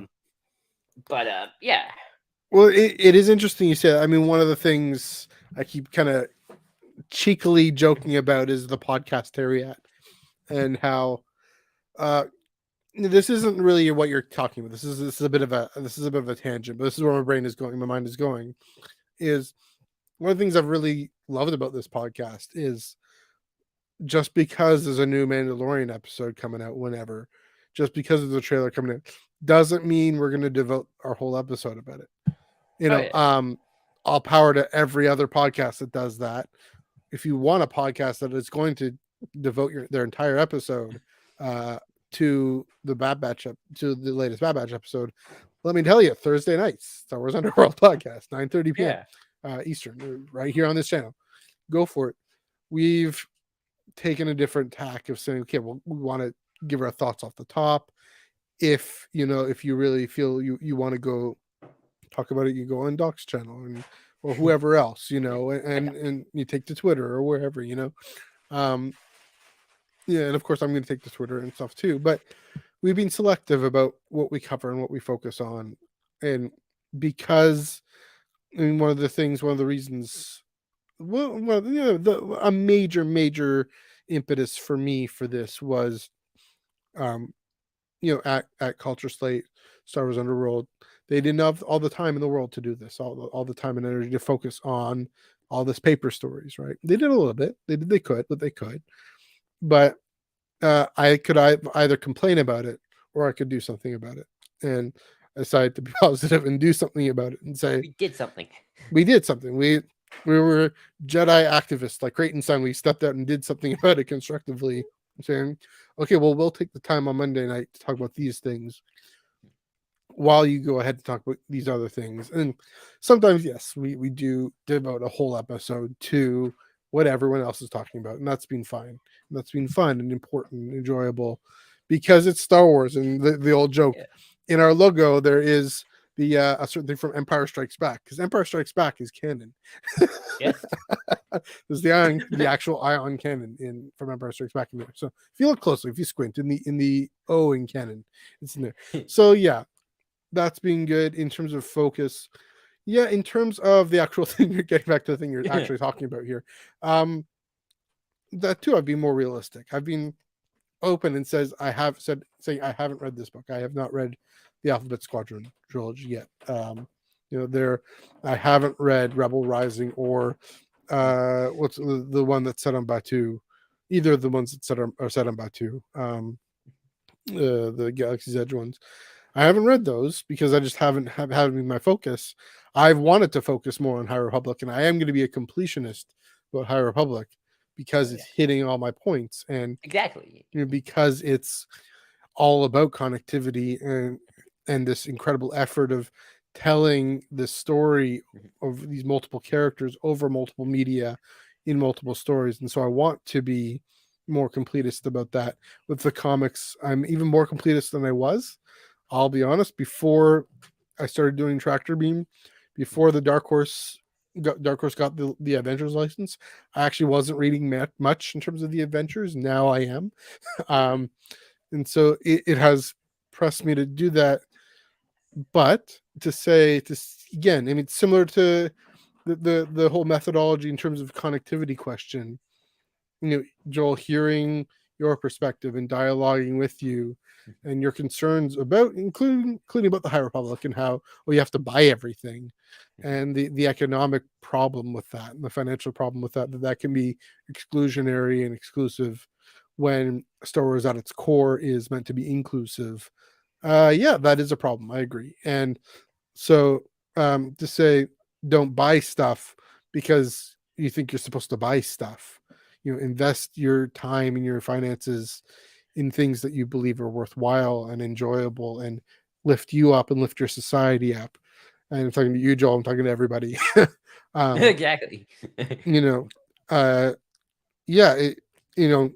Don't let Disney, don't let Charles Soule or Kevin Scott, they won't tell you, those two, they wouldn't tell you this. Claudia Gray would not tell you this, to you must buy everything. You must give us all your money.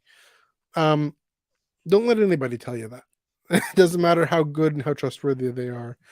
Uh, you know, maybe you can't. Maybe you simply can't. Don't let them telling you that make you feel less because you can't. And because you have to pay your bills, you have to pay medical bills, because in the United States, especially, and the way Ontario is going, healthcare here isn't that great either. Um, you know, there are unjust systems in the real world that prevent people from enjoying Star Wars to the extent that they can, and to the extent that I'm getting on this high horse here. The extent that we perpetuate that, I agree. That is running counter to what George Lucas was all about initially.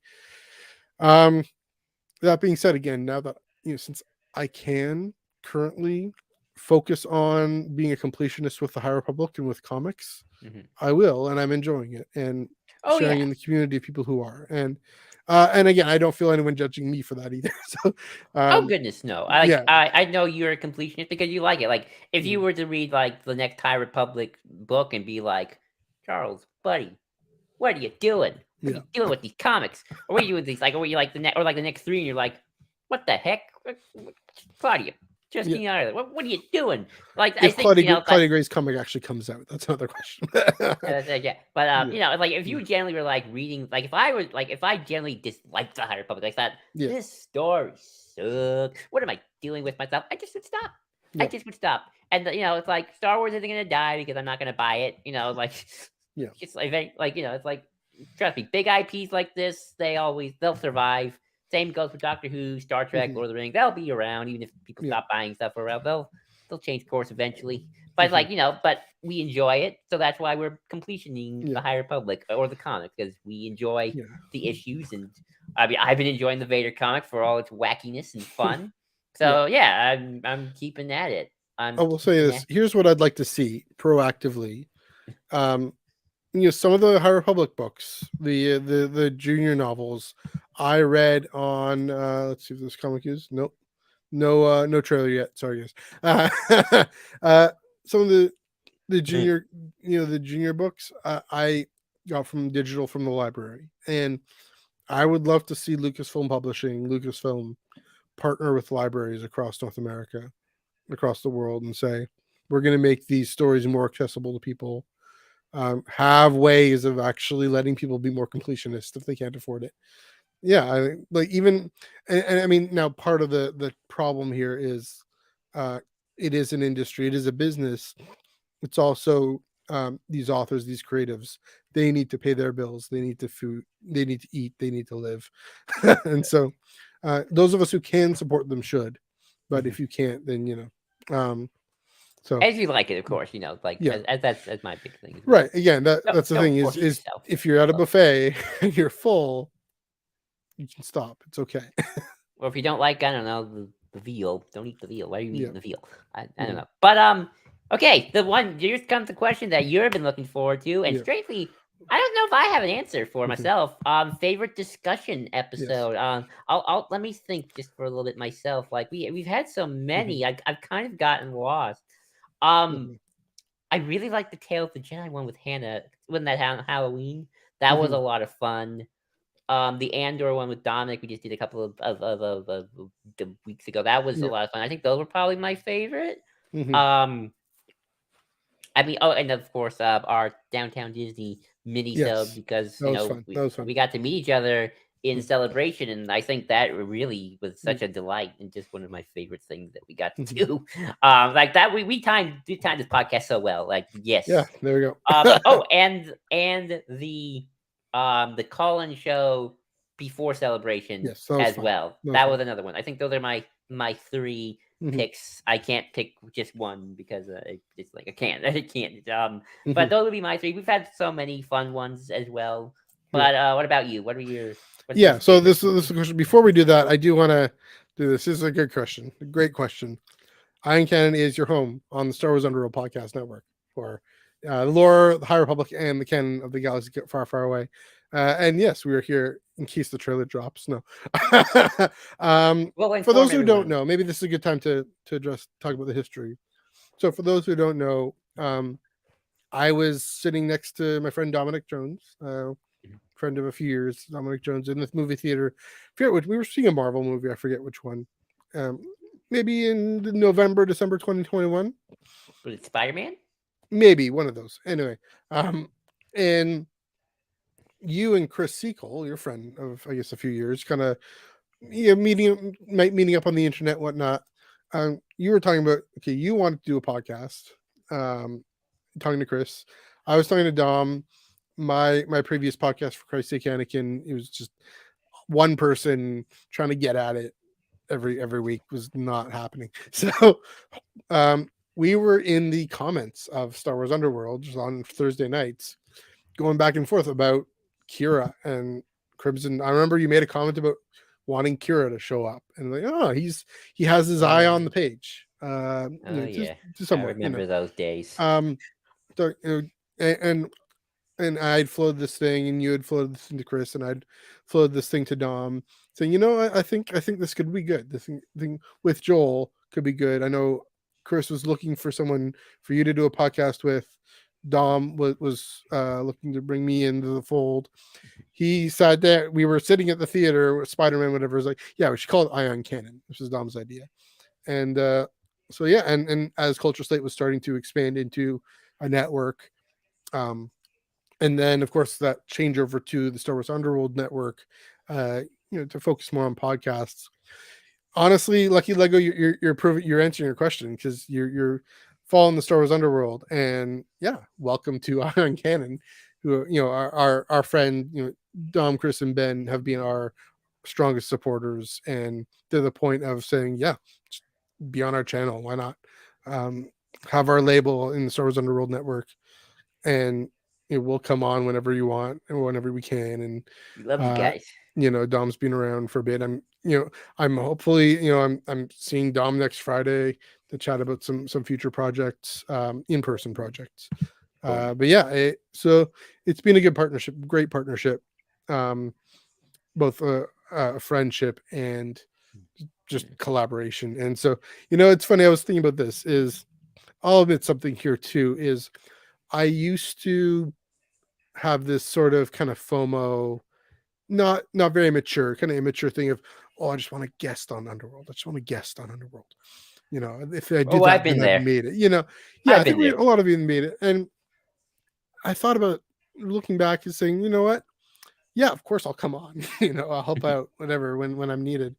We got our Monday night. We're right here on this channel, and we can just come on and give our thoughts, and we get a good audience. We have a great audience, especially on Twitter Live, I believe, and in Twitch.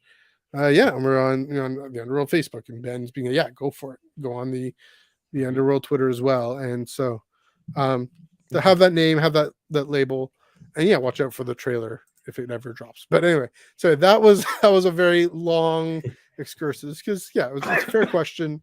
Why are we here? Because friendship and synergy and contributing an angle, like I was saying before. There's just some things that on Thursday nights they don't have time to talk about. They don't have a focus to talk about. We devoted half of our conversation to the Battle of Jedha. Yeah. It's something they're not going to, because they don't have time. I wanted to say, I remember when I was like, I want Kira, and I'm like, that's back when I thought that the Book of Boba Fett was going to tie into War of the Bounty Hunters. Now I'm like, nah, I think Kira's story's about to end in comics. Oh, I know. I'm sad. I'm sad. Well, who knows? Maybe we'll see. We still have a couple more months to go, but But it's Charles Soule. He's gonna do it well. We know he's gonna do it well. Okay, so to answer your question again, go back to that. Favorite discussion. So I'll go in reverse chronological order. So I'm gonna pick I'll go in actual chronological order of things. I talked about the way paper influences our viewing of screen, the way comics influence our view of Kenobi. Right. The format itself wasn't that great, but I did a deep dive summary in the issues 7, 15, and 60 or something about from the Jason Aaron comic book from 2015, the 3 Kenobi arcs, comics issues that cover roughly the same time period that the Kenobi show does. Mhm. And going through that helped me realize, okay, there's going to be this important, profound moment of Obi-Wan. I mean, what happens in the comic is Obi-Wan says, I can't hope in Anakin anymore. I have to turn to this new hope of Luke. Now, none of us knew that the series itself would focus on Leia, and that was a brilliant stroke of genius. Love that switch. Love that twist. But yeah, it was this early thing of I'm going to devote this time to go through this paper story to present to people. Here's how this is being explored, so that it provided this foundation going into Kenobi, going into the show, that was different and was, I think, not so much better or worse, but um, more grounded and settled response to the show, similar to what I was saying about Vader and Anakin. It definitely is so poignant in that second last episode. It was the last episode of Kenobi. Um, but it reminds me, oh yeah, that moment in the Jason and the Kieran Gillen comic. That's so brilliant. Love that Mhm. point. Yet again, bringing up that question of Vader and Anakin. So that was an early, really great one. That was the first time I knew we had something really special going. Again, the format wasn't great. It was me talking for most of it, and it's always better when we're both dialoguing, going back and forth. But there we go. I'm going to jump all the way ahead to, you mentioned the Tales of the Jedi conversation, and I'm going to pick a specific moment. And Hannah isn't in the chat, but um, Bye, Anna. if you're able to watch this, or I'm going to tag her in this because in some Twitter thing, but I'm going to make a Twitter comment about this. When she addressed the question of Ahsoka and kind of queer erasure in Tales of the Jedi, and bringing the nuance of her perspective and saying it's from her perspective, it's a lot more complicated, and letting her, and the fact that we were able to give her the space to speak into it, um you know and also then to say, oh yeah, and here's the novels just have the time to delve into more nuance about these stories. uh yeah, and the fact that she just went for it and gave her thoughts, and that I'm going to look back and say, okay, that's another big part of why this podcast exists. To answer the question, what are we doing here, to do deep dives on those issues and raise those issues that are really important to humanity right now in the real world.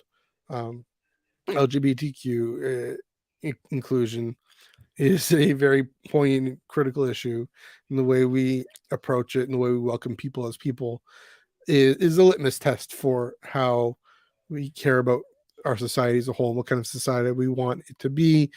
And so, but also saying, okay, yeah, I can't just decide full stop what other people think and feel about this. We need to actually go and listen to what people in the community, the word she says, I'm in the community, what they think and feel about it. And so, um, yeah, I was really grateful in that moment that she was able to come on and in the context of just talking about Tales of the Jedi, which was brilliant as a whole in that moment, creating that space to address that issue. Yeah, that was a good moment as well. Um, ooh, oh, oh, did you have one? I thought you had one more. I thought you were doing like three. Oh, yes. No favorite episode. Oh, No, those are the two I okay, remember. yeah, yeah. I really liked the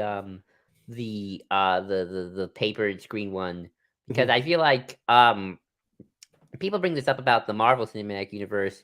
I think Star Wars in some way is doing it to an extent, but in a little bit of a different manner. Where, like, yeah, I think you brought it up. Like, books and comics are like the testing grounds for ideas and themes, and sometimes characters.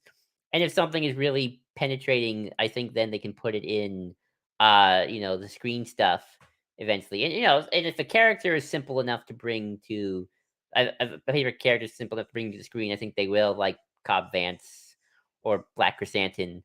Um, I think Vance was probably the best one. Chrysanthemum is a little iffy on because it's like I feel like Boba Fett didn't even know who this person was at first. Like, come on, Boba, mention you had adventures. That's all I had to do. That's all you can do to pretend it's all connected. People are talking about the Mando on the Discord I'm on. I better check just to make sure. Yeah, I think I just saw. Oh no, I don't know if the actual trailer dropped. Star Wars Sorry, time. as you said, we'd yeah. Sorry, guys. And nope, nothing yet. Nothing All yet. right. Nothing yet. Watch. We're gonna end the show and it's gonna drop on us. I guarantee you. Yeah. But yeah, that's always interesting as well. And I just think that's sort of the interesting. And this is probably a discussion I want to have later on as well. Kind of the power of Star Wars in retro continuity. Mhm. Matthew, I don't know if you follow all my retweets on just threads that I think are really cool, but someone did a whole thing about, hey, back in the day, people really hated the fact that Luke and Leia became brother and sister in Return of the Jedi. And now thanks to stories, the prequels, the sequels, retroactive continuity, that's just now that's it. That is Star Wars. That's not this weird thing that just sticks out like a sore thumb. That is Star Wars now for us, for everyone. Younger generations don't complain about it because that's Yeah. and like the lore added to Rise of Skywalker, people are like, oh, I think it might be here, people. Okay. Hang on. I don't Hang know. on. So, Let's see. as If it's on we're it's not on the YouTube yet, so yeah. they're gonna make us wait to Twitter. Yeah. So I mean, that's the plan is if it drops, we'll interrupt what we were gonna do. But if it it's must on be Twitter, on TV.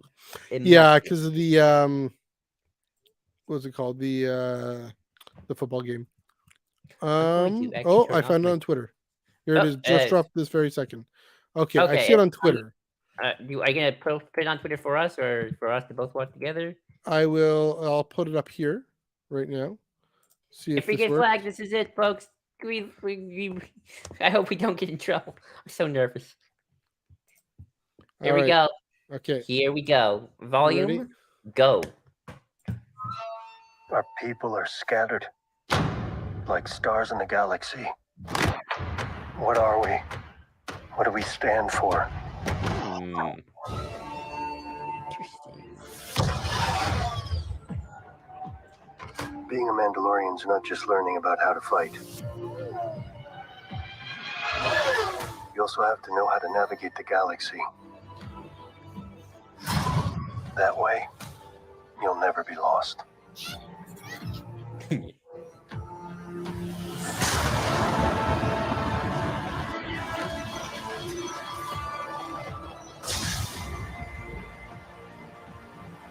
I'm going to Mandalore so that I can be forgiven for my transgressions.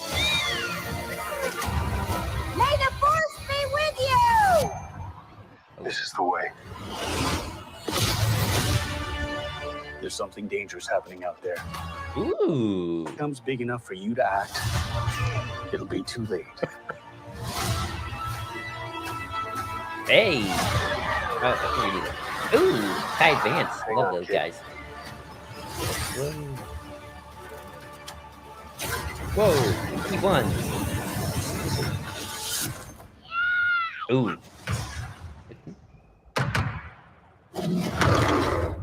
Oh. This is the way. Heck. Oh, that. well, color me purple, as they say. Color me purple. Color me So was that green? Coruscant or Hosnian That was Prime? Coruscant. Are you That's sure? gotta be Coruscant. Oh, it could be Hosnian Prime. City plants all look the same to me, so especially Yeah, when they get I'm gonna late. see if it's on YouTube, because I mean I get why. Yeah, here we go. I get why the closed caption is there. I get that for the accessibility reasons, but it also it's a little distracting. So I'm gonna try and do this. So hold on, let me. I'll enter. Well, funny enough, the next thing we're going to talk about what we were looking forward to in canon consumption. So Perfect timing, guys. Let's get onto it. Initial reactions. Slash future. Well, let's watch it again. Okay. Well, are you going to do like the breakdown one piece by piece? No. Or we like comment over it? Again. Okay, watching over again. Okay, watching again. It's only a minute. Our people are scattered like stars in the galaxy. What are we? What do we stand for?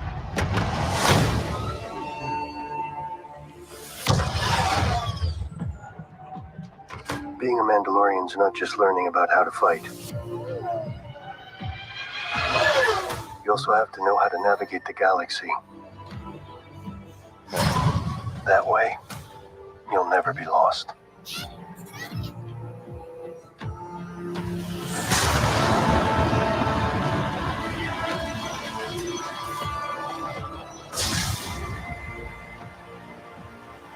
I'm going to Mandalore so that I may be forgiven for my transgressions. May the Force be with you! This is the way. There's something dangerous happening out there. And by the time it becomes big enough for you to act, it'll be too late.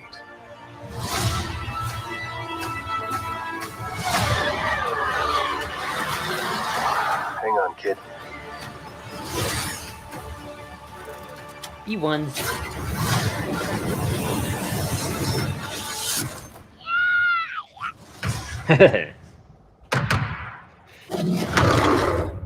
This is the way.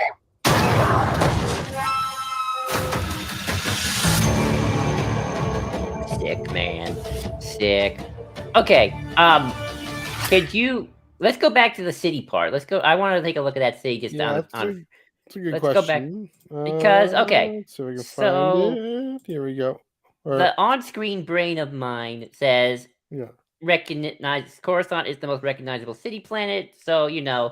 Coruscant. But if Filoni is going to be Mr. Nerd Guy, I could see this also being Hosnian Prime, and Hosnian Prime kind of looks like Coruscant either way. Anyway, But it's Pershing, isn't there? yeah. And Pershing, I mean, if anything, Hosnian Prime, Chandrilla, that's the center of the New Republic. Right. Coruscant could still be the center of the Empire. That's true. I mean, Coruscant. Well, depends on what they go with.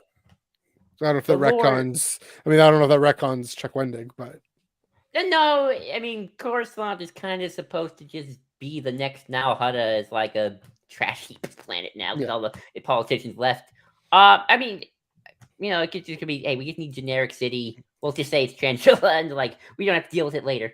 I would, or it could just be Hosnian Prime because that looks like Coruscant, and apparently it might have been Coruscant when JJ made it, but they were like, no, don't blow it up. You can't blow it up. We're gonna need it for something else. So it looks like Coruscant. it does look like Coruscant quite a lot. It's really hard. It's 50-50 right now. It can be Hosnian Prime or Coruscant because if Pershing is being taken by the New Republic, which we know in a trailer, that could be Hosnian Prime. True. Unless they decide, or Chandrilla. Yeah. It's gonna be one of those two. If it's Coruscant, maybe like that there are Imperial remnants just hiding there, but obviously the New Republic, they're not gonna be open about it. Hints at the First Order and stuff like that. Because we got Carson Teva. He talked about something big is going on. Something's going down. Something's going down. Thumbnail got there. There we go. Apa Toronto. He's got the some sort of symbol going on there. And he's got the New Republic on his patch on there too. And some interesting symbol. I wonder what that's all about. Yeah. I mean, on his left arm, he has the Republic. I swear, if they call it a Rangers patch, there's something going on there. Oh yeah, it could be. I mean, that really could be. It could be the Rangers in the New Republic. But that's just from the nerdy lore brains. Like, okay, is Pershing on Coruscant? Is he gonna help break out Gideon, who's in a New Republic detention facility? Yeah. Which could be on Coruscant, but I would expect they just take him to the capital. If he's a big Moff, you're gonna want to talk to him. Whatever the highest security thing is, right? Right. Yeah. I mean, hey, I did predict Mon Mothma might show up in one of these shows this year, so yeah. It seems like we're getting a little bit more of the core just by the looks of it. So yeah, I hold caution just in terms of like, oh my god, it's Coruscant, but like it could be Chandrilla and it could be Hosnian Prime. So but what it does say to me though is the thing I've been wanting the most is tell me more of this New Republic story. What's happening with the Republic? Is it as weak and as much of a joke as we think it is, or as we're told it is by Mando? And beginning of season 1, or is it actually more serious? We know ultimately it's going to a place of not being able to respond, not being able to take the first order threat seriously. But you got up a Toronto Carson Teva there. I'm not going to try and scroll for him, but he's there. He's doing his thing. He takes it seriously. We've known that for a while. Of course, Paul Sung Lee telling Dom and me at a party that he has had more to do. So if he is called the Rangers, that would make sense to me. I'm really intrigued, especially talking about wanting going to Mandalore to atone for his sins, learning how to navigate the galaxy. Those themes, atone for what sins? Not for the sins of taking off the helmet, but maybe for the sins of being too much of an extremist, of being too on the sidelines, too hidden with the children of the Watch. Who is he talking to there? Probably not talking to the Armorer. He's being cast off from them. But yeah, really looking forward to exploring what it means. And I just want to say, really looking forward to exploring the thing that came up, the thing that I was always able to actually talk about, join the podcast area with season 1 and 2, is this exploration of Mandalore tradition and innovation and change, and what are we? How identity and identity rooted in a common heritage, in a faith in the creed, whatever that means metaphysically. I don't think it means anything necessarily, but certainly functions like a religion, and uses the word religion, like a metaphysical cosmic belief. Maybe not connected to the Force, I don't know, but questions of sin and redemption, and going to this Sundari looks kind of cursed to me, not necessarily literally, but clearly the Night of the Thousand Years had its way, and there were tears. There were tears. There were some tears. So, this trailer is probably the best one they've done, best in terms of season 1 and 2. It's also the most thematic. Like, this is where I feel like, okay, the themes are finally kicking in. I'm like you. I'm glad we're seeing the New Republic now. I was always more forgiving of them not showing it in season 1 and 2. You need build up. You need, like, okay, we're starting this story in the Outer Rim, but as we're becoming more, as Mando, our character, our eyes in, is becoming more ingrained with the Star Wars of it all, then I think the events of the core and the New Republic he's going to have more interactions with as the story, as he becomes more infused with, like, the story, the ongoingness of it all. And I think, season 3 was obviously the best place to do this. I think there's a little bit of maybe just it feels like a long time because Book of Boba Fett was so Mando season 3 2.5 that's sort of like, come on, but like this is the real deal now. Okay, breaking news. And I love the themes of, like, what does it mean to be Mandalore? What does it mean to be a Mandalorian? We are scattered. Could you, one more thing, look for the B1 battle droids. We got some B1s. More further back, more forward. A little more. Keep going. I mean, we have. Where do we have them? I don't know. I think it's more for like in a minute in. Keep going, like way in the forward. Keep going. I'll tell you to stop. Keep going. There's definitely. This here. Oh yeah. I think that's Order 66 again. That's clearly the temple. 100%. B1s. B1s. There we go. Go back a little more. So there. Stop. There they are. Oh yeah. Okay. They're hanging out in the whatever. Yeah, that's sort of the opposite of the cantina, of Chalmers Cantina. It's all droid. Oh my gosh! I just thought of this random lore thing that made. What if this is the droid Gotra, that droid gang mafia? That guy in the middle there looks kind of polished and gangsta.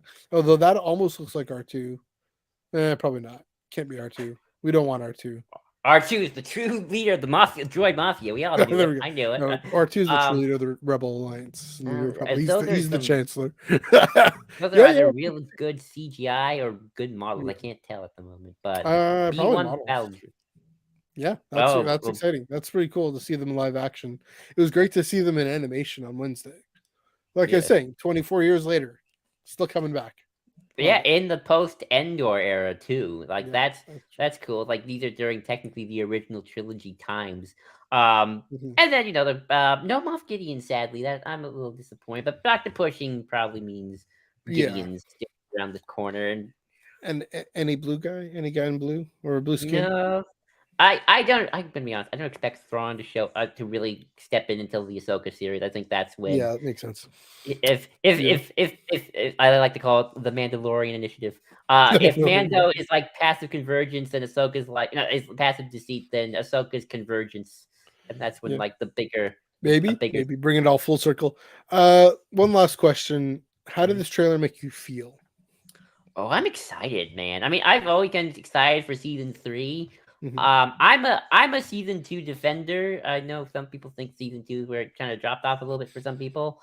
Mhm. This definitely feels like there's a lot more of a cohesiveness. Like there's a mission statement behind Mhm. this. Like this is where I feel like the story is finally, after kind of like a lot of slow build. Now we're finally gearing up. We're finally getting places. We're gonna see things. Obviously, you got possibly Coruscant, Hosni Prime, Shangela. I'm putting all my money in something just in Yeah, case. it's one of the three. It's got to be one of the three.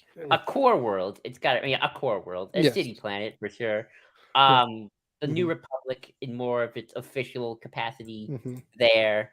And I'm excited. Like I kind of, as I sort of said, Bad Batch is my quiet, relaxing show. Mhm. This is I'm hyped for it because we're moving the bigger pieces of Yeah. just the wider mythology and history along in a sense with the show as we kind of continue to build the post Endor era up Mhm. more. And it looks gorgeous, by the way. Like Oh, yeah. this looks gorgeous.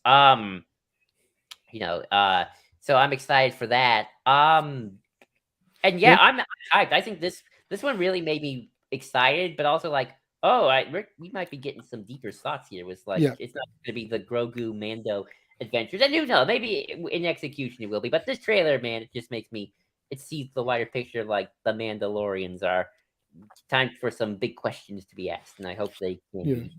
I mean, the thing I keep coming back to is at Fan Expo Canada, Katie Sackhoff said her favorite things that she's filmed as Bo-Katan, voiced or filmed or done in Star Wars is in season 3, which is saying Right. something because Clone Wars was her stuff in Clone Wars was Oh off the yeah. charts. The Duchess or the Heiress, whatever that episode's called, that's off the charts. So this, yeah, put on some tea. Yeah, like I said, my feeling is more curious and intrigued, piqued. Like, okay, put on the tea. We're actually, the table is being set for a real meal here. The way Andor was, right? And maybe not the same, a bit more fun, more action adventure, but it's going to plumb some depths that the first 2 seasons haven't really needed to, because they've been more set up for the payoff of season 3 and probably, who knows, season 4, who knows what in Ahsoka. But yeah, and we're going to the core again. Can't help but get that probably really excited. Yes, we're going to the core. We're plumbing the depths, going Mhm. into the core. See what I did there? Yeah. That's an interesting thought. So I'm just gonna pause, sit on that for a second. Yeah, go ahead. Usually with Star Wars, the core is, I mean, it's why A New Hope starts on the periphery. It's the core is this shiny surface that obscures the depths. But then George Lucas goes with the prequels and says, no, actually, there's stuff going on here that's vitally important for us to pay attention to about this question of the way the shiny facade obscures the deep realities of the human condition in a way that, yes, the periphery doesn't. The bear of Tatooine does obscure those things. And it's interesting, we have Pelimoto here. She is what you see is what you get. With Pershing and with Moff Gideon and everything with the New Republic, and whether or not it's serious or not. This show is actually going to puncture through that facade And I think Carson Teva is one of the ones to actually do that. And especially, here's an interesting thing, if Pershing and Teva are connected, at least are on the same planet, and Teva can actually be involved in figuring out what Pershing is up to, what all that cloning stuff is up to, because of course he's the one probably going to be alerting Leia about the threat, or trying to. So yeah, excited for all that. And of course we do have a moment of Coruscant, like I said before, of Order 66 in the Jedi Temple, Wait, we got that into growing Grogu's story too. So yeah, great. You mean Padawans and lightsabers, and I mean, that's again, maybe we'll see, maybe not see Reva, but this is a second show where there's a character who is affected by Order 66 in Grogu flashback, probably. Yeah, that's what I mean. Is this is the second show we've gotten, and they're going to continue, just, and of course the Bad Batch, they're all affected by Order 66 as the resident prequelist. The Order 66 loom large in its own way throughout Star Wars storytelling. Intrigued to see intellectually where this goes. So yeah, me too. As I said, I think it was smart to just start off in the periphery, now build more and more to the core, and and also eventually, but of course I think we have to remember it's not about the core at the end of the day. It's about if you can go back to that ruined city, if you can. If you don't want to, that's fine. But Sindari, it's about Sindari. It is about. Can I find it?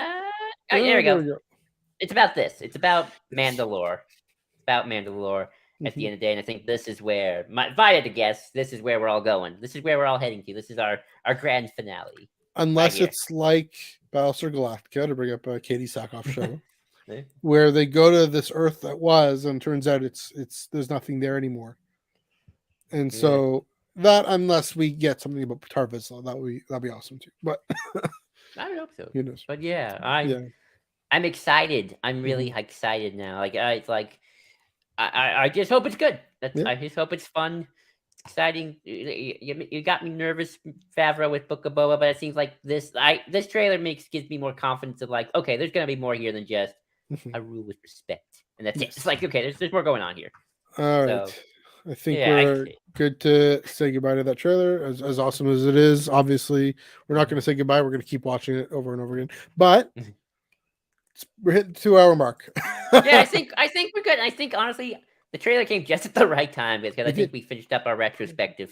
So, that we did it. There it is. We did it. There we go. Right on. Let me get that. All right. Well, thank you for Joel. Thank you for a great year of podcasting. The Ion Canon Podcast. You can check out our earlier episodes over on the Ion Canon YouTube channel. We still have that sitting in the dock, just to figure out what to do with that. But for now, we'll stay on the Star Wars Underworld channel. Thanks everyone for joining us in the comments. And if you do like what you heard, like what you saw, if you disagree, whatnot, the comments are still going to be there. And you're still going to be there to let us know what you think, be it on YouTube, be it on Facebook, be it on Twitter, Twitch, etc. You can follow us if you're not already, at Ion Canon, the Ion Canon Podcast, at Ion Canon Pod, Twitter and Instagram. Please comment below, either there or on Twitter and Instagram, on the Star Wars Underworld Facebook page. Please give this video a like and a share. Subscribe to the channel, follow the channels, etc. All if you have not done so already. Joel, where can they find you? You can find me at JID 2021, again JID 2021, where I am retweeting tweets that I think are interesting, put my own thoughts, and of course I will always be at the Ion Canon Pod, coming up with interesting ideas, stuff to talk about, etc., etc., etc. And we will be looking at this trailer, and I will keep my eye on the canon and see where exactly Dr. Pershing is, because I feel like guys, they're either gonna what planet he's on, it's either Coruscant under somewhat neo-imperial rule, but not enough to be a threat, or it's Strangilla or Hosnian Prime, and he's getting taken to the New Republic somewhere. Who knows? And to see if if the Galactic Concordance holds up. I think it might. I think that one has a good chance from the Winding trilogy of coming through. They've Anyway, stuck really close with Aftermath in terms of Yeah. staying true to the spirit of that book. So yeah, that's I'll right. be interested to see. You can follow me on Twitter at NEUG45. I probably will retweet this, etc. But also on Instagram at MNEUG1138, Twitter and Instagram at Ion Canon Pod. Instagram largely posting about Tractor Beam. Well, Tractor Beam usually Friday nights or Fridays sometime. Audio only on Spotify and Apple Podcasts, along with the full Ion Canon episodes on Spotify and Apple Podcasts. Again, check out the Discord. We're gonna have the video game party in a few weeks, but also chatting up the trailer. Definitely. I'm sure it's the Discord's already buzzing with people chatting about that right now. And also check out reactions across the network. I know our good friends Tales from the Beyond the Galaxy, they're getting their reaction out. You can probably safe bet. I don't want to presume, but it's safe bet that Thursday night, the flagship show, is going to dedicate some time to this trailer as well, or some other place and time and space. But yeah, that's we'll probably keep talking about the trailer because next week we are looking ahead to the Mandoverse and the sequel era. We're doing a bit another Iron Canon deep dive. We're asking a question: can the Republic thrive without the Jedi? And that is you think that Order 66 scene. That is now a more relevant question than I thought. But until Yes, then, it is. Joel, let's blow this thing and head home.